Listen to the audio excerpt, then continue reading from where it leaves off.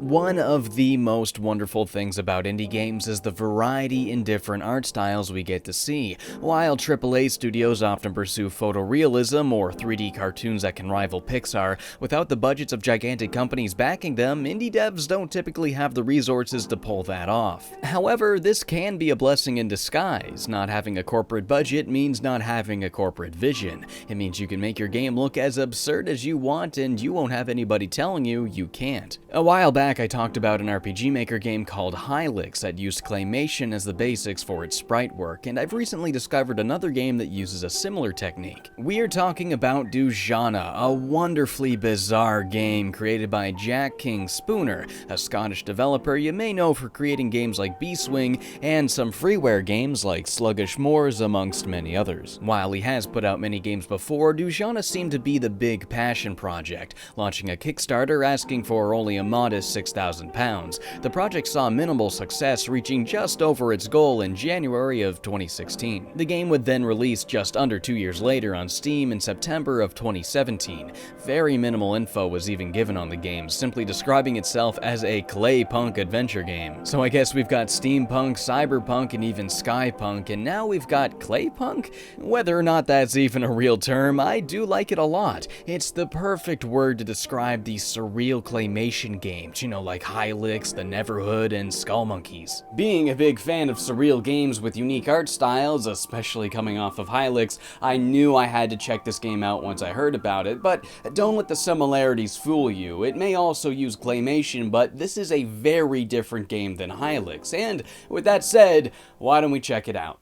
We start by looking at what looks like a VCR menu, which is pretty interesting because you go into this expecting a claymation game, but it actually does combine a number of different art styles. We've got this analog VCR look with overwhelming amounts of noise polluting the screen as scan lines wash by. Though at the same time, we've got this digital look too, menus that resemble that of MS-DOS and this glitchy look to a lot of on-screen elements. It's a very unique kind of look, I can at least give it that, and it actually reminds me a lot of something that I used to do when I was younger. When I was a kid, I had this dinky home video camera that I used to make claymation videos on, and when I was done them, I would run them through the VCR and record them onto VHS tapes. And then years later, when I found out how to burn DVD discs, I would run it back through the VCR into the DVD player with crappy composite cables and make digital versions of them. Doing it that way gave it this really messy look that kinda looked just like this game, a crude passing of an analog format into a digital space.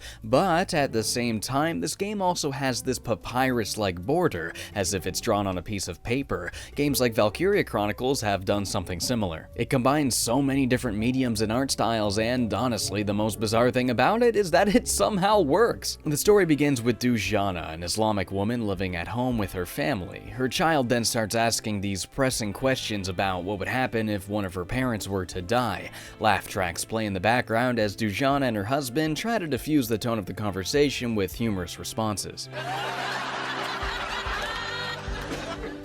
We then discover that the family's pet hamster had just died.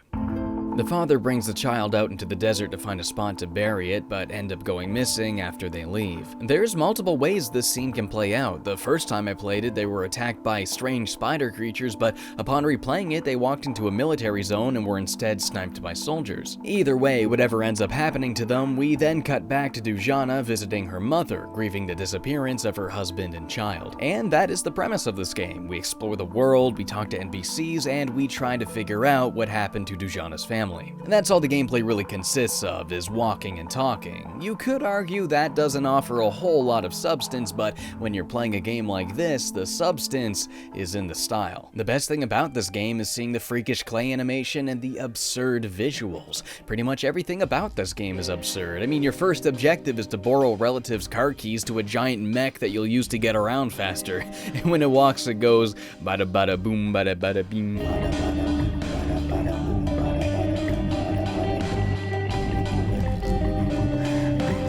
One of my earliest ventures in this game was into the desert west of town, where I found a lone game console in an abandoned hut in the middle of nowhere. Interacting with it placed a video of the game's creator at the bottom left of screen, pretending to let's play the game. Right gamers, dudes and dudettes, game on.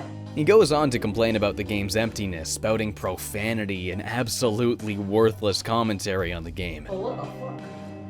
What the fuck? Hey, what the fuck? As if to mock everyone he knew would Let's Play it with a simple-minded impression of, this is weird, instead of valuing it as a piece of art or poetry. And there really is much poetry to be found here. Unlike Hylix that had randomly generated nonsense that was as entertaining as it was confusing, the writing in Dujanah has a clear message it's trying to get across. The game has a reoccurring theme of death and acceptance, spearheaded by the death of the family's hamster and elaborated into a constant topic you'll see just about anywhere and everywhere. Just south of their village is a military base, and what's closer to death than the military? Soldiers trained to kill. They speak very patriotically. I like my town, I like my gun. I love my life, and I love the devices that can take life away.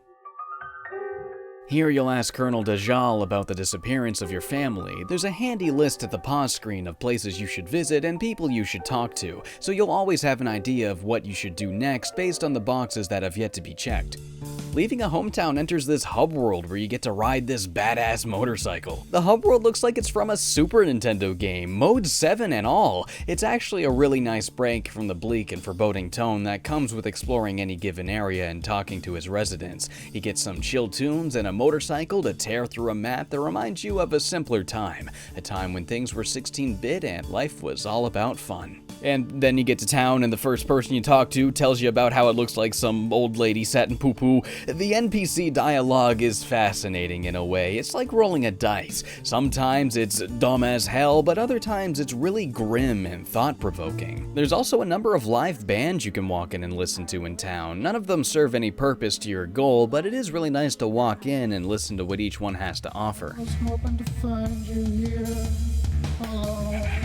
The music in this game is really interesting. It's a lot of guitar and a lot of droning synth. It's like a 90s high school garage band was made out of beings from another dimension, and it's awesome. There's also an arcade where you can play one of 6 arcade games, each one stranger than the last. The first one's a standard shmup game with simple graphics and a sensory overload of scan lines and colors. The rest range from walking simulators called Poopak Loves All to a simple Mode 7 racing game to the ridiculous game show styled MS Paint looking nightmare that is pie or anus. Pie or anus?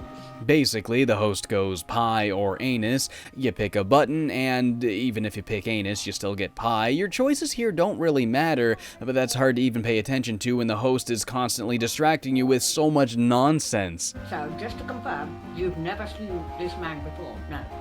You've never seen this man before, have you?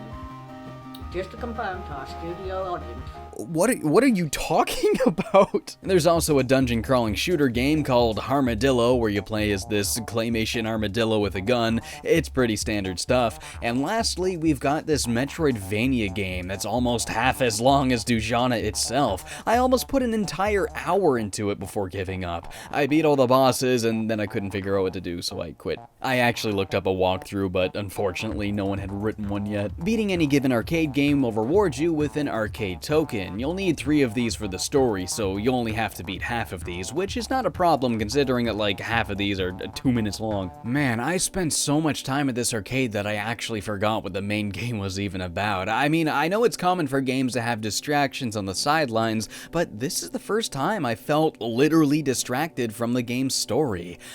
What was this game about again? Oh yeah, death and acceptance. I've had this mighty fear of death. I hope they can find a cure for it in my lifetime. Sorry dude, but that ain't happening. Maybe you could go down the arcade and distract yourself. Right, see, there's a connection. Probably. Death is something we distract ourselves from. We play games, we tell jokes, we dance around it as a live studio audience laughs along. Distractions are a common theme throughout Dujanah, whether it be a comedic video parodying a Let's Play or a fantasy of defeating a military threatening your people. This sequence was really interesting. We've got a neighboring military that poses a danger to the people living around it, so can we avoid death by inflicting it upon others? Of course not. As the lady in the laundromat says, violence begets violence begets violence. We can fantasize about killing, but in the end, that's nothing more of a distraction from the killing. I was really surprised at the amount of voice acting in this game. Well, sort of. There's no voice acting for the majority of character dialogue. In fact, there's absolutely none for any of Dujanah's lines, yet there's times when the game is fully narrated. One building in a village will teleport you to this endless limbo where you'll listen to British scientists discussing the ideas behind consciousness. Where does it start? Where does it end? What's even considered conscious? Are plants conscious? Are flies conscious? Is it just human beings that are conscious? What can we do without being conscious? Why do we need consciousness if we can... I mean, like, they go on for a really long time, too. Choices are predicted before we're aware of them. The choice has already been made before the consciousness of it arises. It's quite scary, isn't it? Oh man, one of my favorite parts of this game has you shrinking down to the size of a mouse to watch this young boys play. You take control of the main character in this Adam and Eve scenario, exploring the world of this lonely man as you listen to some genuinely soothing narration. He had thought that he was the only one of his kind on Earth, and he'd stopped using his voice long ago, never realizing the emotion of singing. Man, between hearing him narrate and seeing him appear in these weird and hilarious video pieces, I really grew to love this game's developer. And that's kind of strange because you rarely feel so connected to the person in charge of a video game. Though, of course, that's because you never actually get to see them. I always felt that was part of the reason why people so strongly romanticize Hideo Kojima. Not only does he sneak himself into his own games, but he continues playing with his audience outside of the games, dropping hints and creating puzzles for its fans to solve. By the end of this game, you'll feel an odd connection to Jack, and well, I don't want to show it, but the ending of this game was something I found quite powerful. Not only does it force you to accept something so bitter, but it hammers in the scale of this bitterness, not so much making it seem like a large pill to swallow, yet a large quantity of pills that you're not the only one swallowing. Dujanah is a beautiful game. It's as entertaining as it is weird, and as hilarious as it is grim. It's less than $10 on Steam, and from the looks of things, it has yet to see the attention it deserves. It isn't terribly long. It took me just under 3 hours on a blind playthrough, if you include all the time I wasted in the arcade. There's a lot of bizarre and hidden secrets to find, including a lot of random events that are different upon each playthrough, so there is a little bit of replay value. I would strongly recommend this if you're a big fan of those surreal and weird RPG Maker games, Hylix being a great example since it's also claymation and of a similar style, but not limited just to that. If you're a big fan of weird and strange games in general, or maybe you just want to play through something a little bit different, maybe a little outside of your comfort zone, or maybe something a little bit poetic that'll give you a lot to think about, either way, just please do yourself a favor, and please play Dujanah.